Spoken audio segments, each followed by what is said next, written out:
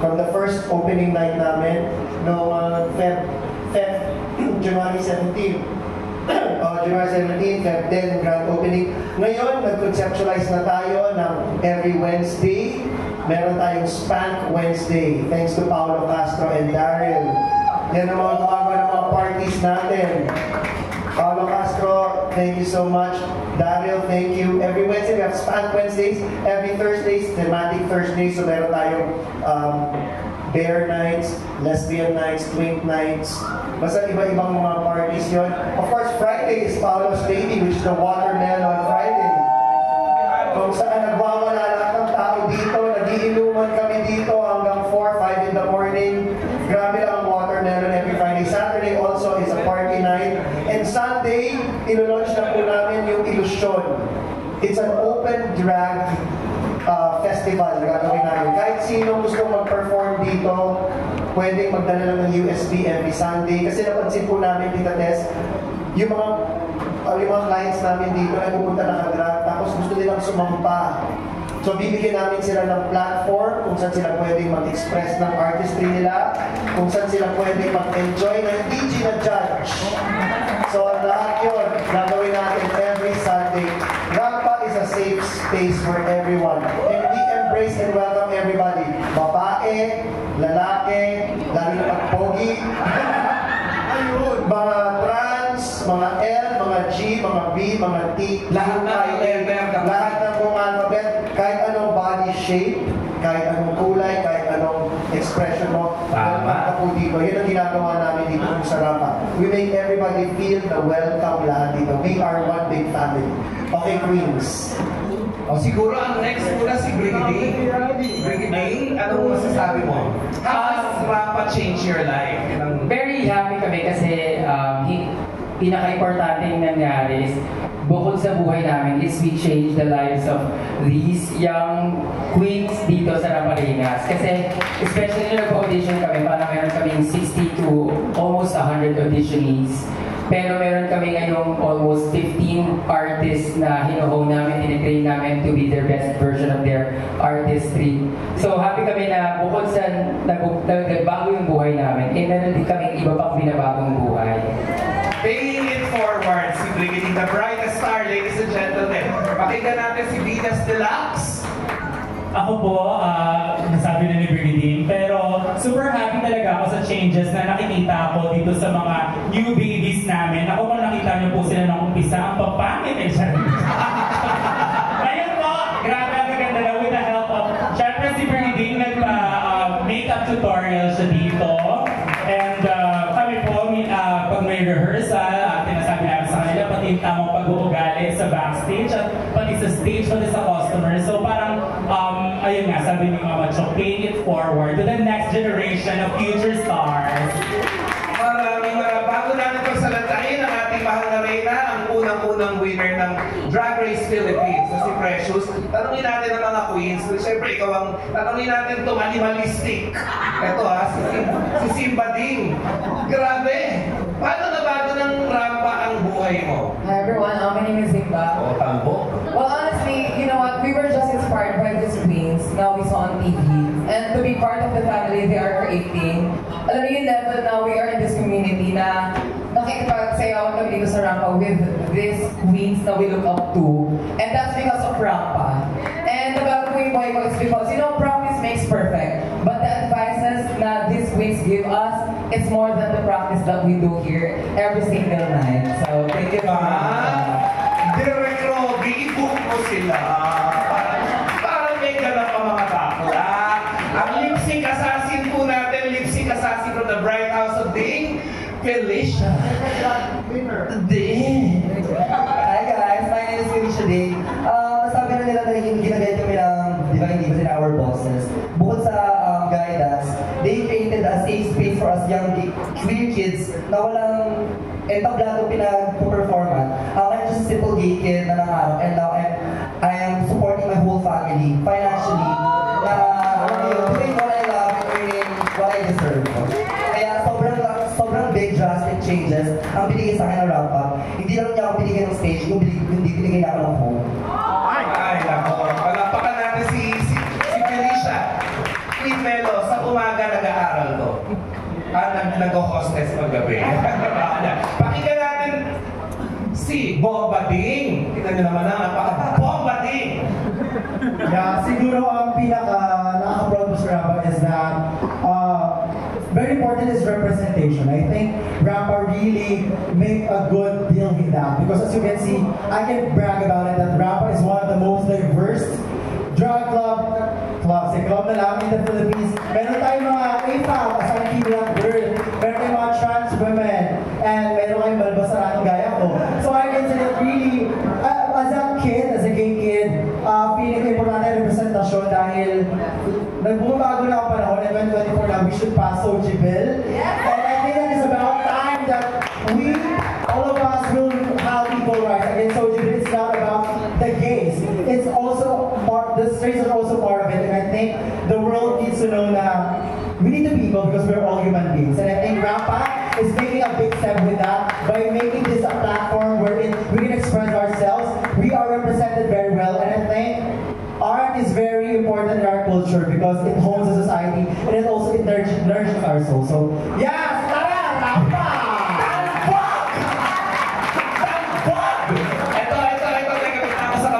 Ito World Hip Hop Champion, pagdasal natin, magbibigay ito ng karangalan sa ating bansa. Si Budalin, tulungan natin siya. Saan siya mapunta sa World sa Arizona, no? I will be competing for the United States of America, Arizona. I will be representing our country, Philippines, for the World Hip Hop Championship. Paano na bago ng Rampa buhay mo, Neng? Super, kasi before, I don't have enough money to book for my plane ticket. But because of Rampa, I have gates, I earn a lot, so nakapag-book ako ng sarili kong pera. And thank you so much, Rampa, and thank you so much, Reynas, Divine Divas, for giving me the opportunity. Thank you so much po talaga. Salamat, Budalin. Mamaya maririnig natin magsalita yung ibang mga queens, pero bago ang lahat, si June Lalin, ang entertainment editor ng ABA. Ay! Sorry, nakalimutan ko. Si ano pala? Precious! Sorry. Precious pala na. Ayan, okay lang mga jokes. Good morning, good afternoon na rin pala sa inyo lahat. Ako po si Precious Palagtol. Pinako ng Rampa ang buhay ko. Kasi bago kami mag-drag race, nabibilang namin mga kailangan namin sa work. After drag race, nabibilang namin mga gusto namin sa work, mga gusto namin sa buhay. Ngayon naman, nabibigyan na namin ng opportunity ng iba't ibang queens ngayon na gustong pumasok sa industry ng drag na katulad namin. Na-inspire daw po namin sila. Ewan ko kung bakit. Basta yun, I'm really grateful lang na may mga tao na nagtitiwala sa journey namin, magkakaibigan. And yung pinapakarap namin dati na bar online, isa na siyang ganap na bar, may isang club na siya. Kaya kung alam po kayo dito kasi hindi na po basta alam, tahanan po ito ng mga nagmamahalan. Kaya thank you. Maraming salamat, Precious, ang aming mahal na Reyna, first winner ng Drag Race Philippines. Palakpakan natin. Yes. Also, Mama Choka, happy rin ako na nagbukas na si Meme Vice ng Vice Comedy Club. Which we all support also. Kasi kunti-kunti na, meron ng pupuntahan ng LGBT community sa Quezon City. Diba? Mahahatak ni Meme Vice, mahahatak ng Rampa. So, magpapalitan lang tayo ng audience niyan. Oo. Kaya tomorrow, punta tayo. buong Rampa pupunta dun sa Vice Comedy Club to show support kay Meme Vice. Yes. At saka maganda, nakatatapos na muna ang pandemic, maraming trabaho nabibigay. At saka direct ito ang vision ni Aries. Naalala mo yung lumang na dati? Nagpuro-Koreano lang. Ibabalik natin yan sa Dito sa QC. Gagawin natin yan with the help of Tita Malu, Green Melon, Direk Robbie, everyone else, Josh Mercado, lahat. Gawin natin itong Quezon City LGBT Hub. Ano pa? And the next question is from Abante, June Lalin. Hi! Good afternoon. Congratulations. Anyways, congratulations ang bongga mo. Kanina nakita ko yung pag-rampa nila. Alam mo, nang ginaya ang tube. Dapat nandito ka rin, dapat pinanganak ka. Kasi, Actually, Sir June, sinabi namin na mag-drag siya today. kaya ako pumunta dito kasi sabi niya before na magda-drag queen din siya. pero hindi naman siya kanina nakita ko, kala ko magbibihis siya. Na-disappoint ka, no? Dapat ang Tina Turner. Disappoint ako kaya Bernie Barna. Your favorite. Sa susunod. Sunod, oo.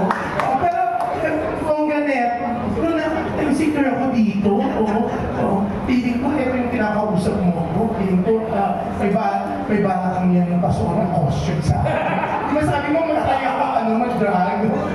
Drag, super fabulous. Sa Salmonella, alaga ko yan. Ako po ang manager ni Salmonella. Sir Jude, kung gusto mo mag-vlog, pwede dito every Sunday. Joke lang. Pwede dito, Sir Jude, walang judgment. Nakakatuwa, RJ, no? Sorry, RS. Yan, na-confuse ako. RS, yan, nakakatuwa. Ikaw kasi, ikaw yung tipong, syempre, dati na tayo, although may pera ka naman talaga dati, buong ka naman pamilya mo, ang daddy mo, sikat na veteran actor. Yung sa McDonald's, kung ano niya, galing, Karen po. Tatay po ni RS yan. Pero, yung RS, no, pang pataas ka ng pataas. Ang kita ko sa'yo, hindi nawawala yung pagtulong mo sa iba. LGBTQ plus isa ka sa nektar yun ang bongga bukod sa kanila gusto kita naman i-congratulates kasi hindi tigil hindi ka yung happy na ang dami mo ng pera, ang dami mo ng negosyo, alam ko piling ko abonado ka pa muna, di ba? So yan congrats yan. Okay. Ano pa ba yung mga ibang pinaplano mo sa mga drag queens? Eto ba kung na lang itong rampa na to? May plano ka bang maglagay din ng rampa sa ibang lugar? Yes po, Sir June. Actually, pag kumandar na to ng full soar na tayo dito sa rampa, mali mo magkaroon ng rampa Cavite, rampa Pampanga, to give din sa mga LGBT community dito sa mga lugar na yun. Pero now, of course, nakafocus tayo along with the Divine Divas. Ang kasama ko dito sa rampa, sa conceptualize ng rampa or the Divine Divas, focus muna kami dito sa rampa PUC. Pero, Sir June, soon enough, mali mo magkaroon ng rampa Makati, rampa Cebu, rampa Davao. Iba, hindi natin alam. Rampa Cebu, rampa Catalogan. Kung ano lang basta. Kasi, alam naman natin, Sir June, ang LGBT all over At hindi yung mga talents ng mga LGBT natin ibang klase. Makita mo naman, salamat sa rampa, nakilala ko itong mga queens na to. Ako, Sir June, aminin ko, wala po ako alam sa drag scene. Kasi bilang paminta, hindi naman ako masyadong paminta lang, hindi ako nag-drag except pag may play. Pero ngayon, nakikita ko itong mga performers, parang sabi ko kung kay Jojo, ito dapat na ganyan na lang tayo Dapat nag-dragon-dragon na rin tayo before Pero yun, salamat po sa congratulations po sa amin, Sir June. Thank you. Yeah, honestly, we're so proud of you kasi yung support mo, kasi iba, they always say na, I'm supporting LGBTQ, yan. Pero wala naman ako nakikita ginagawa. Pero ikaw, wala kang sinasabi noon. Pero yung grupo niyo, nandito na yung rampa.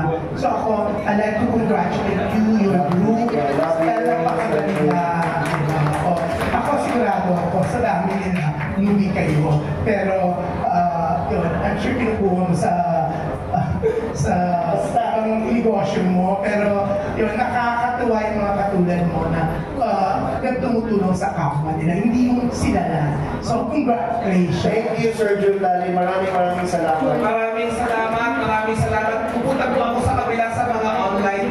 Yes po. Na siguro dumating. Yan po. John Bueno, kumagkaw, may tanong kapatid. Yes. Hi. Hi ladies and performers. First of all, that show was unbelievable. Parang wala, you didn't shortchange whatever in talent. Yun lang yung masasabi ko.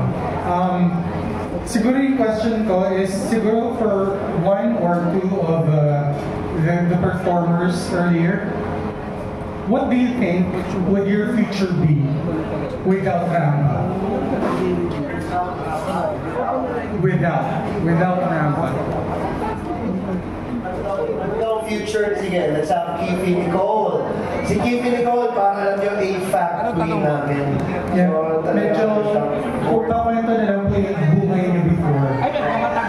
Before Rampa. Yes. Ano yung buhay mo na before Rampa? Hello everyone, I'm Kim Nicole from the House of Nicole. And without Rampa po, I think my future would be yung freelance pa din. Freelance drag artist na nagigig, naghanap na ng gig para kumita without any stable income. Because Rampa po is the first ever bar or club na nagbigay sa akin ng opportunity at tumanggap sa drag na nag-i-offer ko. So without it, I think hanggang ngayon medyo nahihirapan pa ako na-question kung may future ba talaga ako dito sa drag. Thank you. Oh, sige, Tasha, you have something to say? Tasha, sorry. My name is Asha Sunay. Before po ako mag-start dito sa Rampa, I used to work something na hindi dapat ginagawa ng isang binatang katulad ko. Tapos, ayun po, isa akong scholar sa umaga, tapos nag-performer sa gabi. Dahil po sa Rampa, before po ako papunta dito sa landas na to, nakikitira lang po ako sa bahay ng kaibigan ko para po makapasok ko sa school. And doon nag-start na po ito. Ayun po, nakaipon lang po kaya na ngayon, nakatira na po ako sa matuturing ko ng sarili ko na dahil po sa kanila. And kasi supportahan ko na po yung sarili ko at yung parents ko po. So, hindi ko po talaga may imagine yung sarili ko without Rampa. Kaya sobrang thankful po ako dito. Thank you so much. Alright, my next question is for the Divine Divas.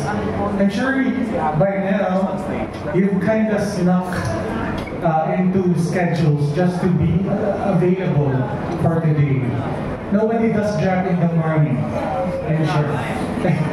And you're probably a little sleepy right now. But how much time are you willing to, dedicate for the craft and for the things that you would do for Rampa? Okay, teka, pakinggan natin ng Ninja. Ito, si Ninja, taga-Ninja. UP. UP, speech major. Wow. European languages. AFAG po. AFAG. Wow. Ano ang mga sacrifices na willing kayo, para lahat makapagsalita, ano ang willing mong sacrifices na ginagawa para ma-execute yung ganyang performance na tulad kanina? Hello, before anything, hello everyone, my name is Ninja. I am a student by morning and a drag queen by night. I study at the University of the Philippines, Diliman, and I major in European languages. How much time do they dedicate? Being a drag queen and a student at the same time is already a big sacrifice. But for me to be able to step in this entablado was also very difficult. Kasi as a woman who does drag, it's kind of a taboo. People question me, bakit ka magdadrag, babae ka? It's more of a platform for people, for men in wigs, not women in wigs. When you think of drag, you don't think about a woman in a wig. It's kind of weird. Pero, ayun na nga po, going back to your question. Sobrang hirap nung ginawa kong commitment para maging drag queen. And I think, kailangan kong maging strong enough to be able to balance being a student and a drag queen at the same time. And it is worth sacrificing for because it is a dream. Ayan po, for me. Salamat, Ninja. Sorry. Natakto, may tanong sa Divine Divas yung time na ini-invest ninyo to make sure that the fabulosity is maintained. Simulan natin kay Vinyas, kay Precious, kay Brigading. Of course, every time na magkikita-kita kami, lagi namin pinag-uusapan yung mga bagay-bagay na nangyayari sa backstage siya sa stage. So, hindi man kami every night physically here, pero meron kami mga mata na ina-assign para mabalitaan namin kung ano nga ba yung mga nangyayari dito. And time to time, nagpapamiting kami online and present para mas maging maayos yung system namin dito sa Rampa. Salamat, Venus Deluxe, Precious Polanco. Siyempre, importante po talaga yung nagkikita-kita para mag-usap sa mga plano and we may, may mga time talaga na kung nasa abroad kami, like, next week, alis kami ni Vinyas, meron kami 13 na GC ng rampa. Iba-iba yan, every morning when you open. Rampa poster, rampa schedule, rampa queens, rampa reyes, wala. So yun, dun pala, everyday naman talaga nabili kami ng effort para makapag-usap at makapagplano ng kung ano pa yung pwede namin gawin sa mga susunod na araw. Kasi syempre, may mga time talaga na mahina yung gabi, so kailangan mag-isipan na kung ano ba yung magandang solusyon dun sa pwedeng parang tauhin ka rin ng mga tao sa Wednesday or Sunday. Yeah. Salamat! Brigading! For me, ang na-realize ko from being superstars to owners of a real drag bar, ang sobrang complex ng pagkakaroon ng ganitong klase ng business. Kasi pagiging drag king pa lang complex tapos owner ka pa ng isang bar. So talagang minsan may mga chances na nag-uusap kayo sa umaga, tapos mag-uusap kayo sa hapon, mag-uusap kayo sa gabi, na talagang whole day wala siyang exact na 9 to 5 p.m. na doon lang kayo mag-meeting or mag-uusap or magpaplano. Walang ganong sense sa drag industry kasi iba-iba kami ng oras. So talagang parang binubuhos namin yung almost buhay na talaga namin and all of our best effort para makapag-come up ng magandang show. Salamat! Gusto ko rin kung salamat Brigading talaga ang effort na binibigay nila dito 24/7. Kaya naman napakaganda nila. Palapakan po natin ang mga raparenas natin at ang Divine Divas at si RS. Gusto ko din mag-hi nila Alma, Concepcion, Ines, and Ante. Hello! Thank you for coming. Tingnan natin ang message ito. Si Sir Robby, direct. Naku, tuwa kami nandito po kayo. Direct pa kami message po kayo sa ating rap. Natuwa ka? Sobrang na-inspire ako sa hindi mo ako talaga salamat. Maraming salamat. Maraming girls, may booking na kayo. Dami ng inquiries. Nakakaloka. Yan na rin July 27 daw events. I'll talk to you. Talapakan po natin ang Raparena. Maraming salamat po. July 7, ano meron sa Eddies. Eddies, nasa na mga Society of Ayon. Nagde-deadline sila. Hindi sila umalis. Sinasarap po nila ang balita bukas ngayon. Kasi hindi nila tayo iniiwan. Palapakan po natin ang Raparenas. Book po natin sila, Direk Homer, Direk Loiva. Maraming salamat sa Direk Karen. Maraming RS, final words tayo. Yeah, actually, may second set pa. If you guys wanna stay, may party tayo, may DJ set, and then after a few minutes, like 10 minutes, may second set pa. Kung nabitin kayo sa performance nila, meron pa ulit. Kung hindi pa tapos ang hapon. Isipin na natin gabi, hindi pa tapos ang gabi. May second set pa. Okay pa ba kayo, Raparena? Ready pa. So, magpa-party pa tayo, guys. Feel free, order tayo ng drinks, ha?